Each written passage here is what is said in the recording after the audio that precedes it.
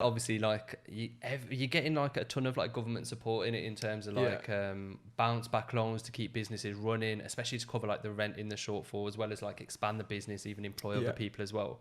And also sort of like a couple of like grants and stuff as well have been issued out. Have you managed to just sort of like reach out on that front and look at if there's any support to keep your business running? Yeah, so I had a bit of a roller coaster with this one. Back when everything sort of started kicking off and I had to let go of my essays, I was like, okay, cool. I saw these grants coming out.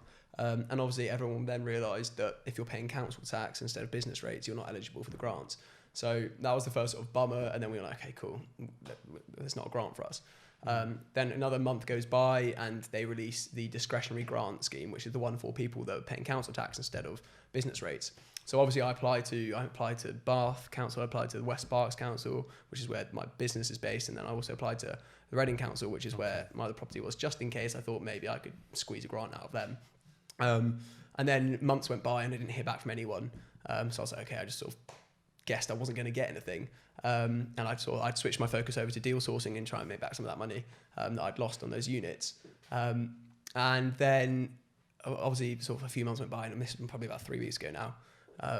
And the Bath Council got back to me and they were like, you're not eligible for this because you don't have a catering section in your unit. So they were prioritising bed and breakfasts that have a catered sort of an eating area rather than self-catering units.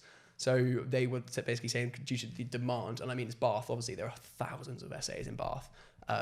So they were obviously prioritising those that either have more units, so the companies that maybe have sort of 5 upwards units, or the people that are bread and breakfasts and have to sort of have all this sort of, they have staff and whatnot. So then Bath was a no-go, and then I sort of assumed, I was like, okay, cool, it's not happening. Cracked on with deal sourcing, just sort of I was onwards. I was like, okay, it's only at the end of the day, I took the hit there, but over the next few months or years, I'll make back that money. So then I was moving on, and then so I applied to the Reading government one, not thinking that I was going to go anywhere, but I thought I might as well try. And so I applied with my HMO and saying, I watched a video, I can't remember who it was by, but they touched on this and said, even if you have HMOs, you can still apply for the grant. So I thought it was just for SAs, but so then I went in with my HMO and I said, look, I've got this HMO, we moved in our NHS tenants. So I said, look, I'm prioritising NHS tenants to help out at this time. I gave them reduced rent, which I did. I dropped my rent by 50 quid a room just at the start to get people in during lockdown. So I prioritised that, but then because they moved in, I had my NHS tenants, nobody else would move in, like I said. So I said I was losing money because I still had to pay all my bills. I still had to pay out to the landlord who wasn't giving me a holiday or a reduction or anything. So I sent that off to the Reading, and I also touched in my application I said about Bath as well, but not expecting them to do anything. Another couple of weeks went by, and then I was like, okay, cool. Haven't heard back again. Not happening. Cool. Whatever. And then one fine Wednesday morning, I got a little email, popped up, and it was like, you're eligible for a grant from the Reading Council. So I was like, cool. And actually, in the end, I mean, it was fun. I don't know if they were covering for Bath as well, because obviously they had full access to my accounts. They could see that I'd lost stuff from Bath. So I don't know if they were covering for that, but I got a decent grant that well covered my costs of the stuff I'd lost, and plus a bit more, which obviously goes towards expanding in the future, which is what it was meant to go towards. It was meant to go towards sort of getting you set up and ready to go. But I mean, obviously I sort of out of position where I wasn't looking to expand at the time, but then I did want to put that money to good use. So I sort of reinvested it straight away. The same day that money came into my account, it was straight out of my account, reinvested into a JV. So I could get that passive income coming in, put that money to work for me for the next few months.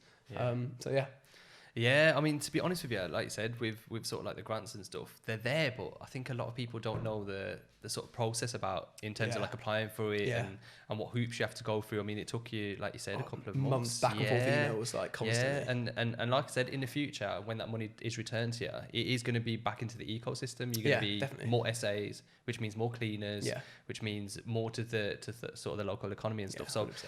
It's just a case of, if anyone was just starting out, where could they find information about sort of grants to help support them? Because I know tons of people are sort of struggling, especially when it comes to keeping their SA business or their HMO business alive. Where can they find this information? The government website was actually quite useful for me. Was it? And I can't remember, was it sort of the Financial Times or some of those sort of websites. I just typed in sort of the discretionary grant and then came up with a few different websites. I was just trying to gather as much information of A, whether I was eligible, and B, how to go about it.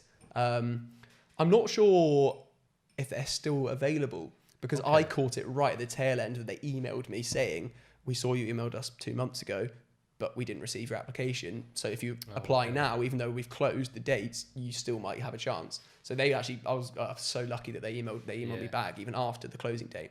So it's unfortunate that they might not be eligible. No, I don't know if they're still eligible, but all that information is on the government website, and it is quite. I mean, I say it's easy to use. Apparently, I thought I filed an application, and then they emailed me 2 months later being like, you didn't file it. So apparently it's not that easy. There is a lot of support out there, especially for small businesses, which a lot of people forget. I mean, obviously we've had the bounce back loans of late, which have helped a lot from keeping, not just, this is what I'm saying, you keep one industry in business, which has a knock-on effect to so many other ones. So it's important. It obviously, like you said, your grants and stuff as well. We've got a couple of fantastic lives in the group, sort of like council tax versus business rates, and how to actually claim a little bit of that money back to reinvest back into your business.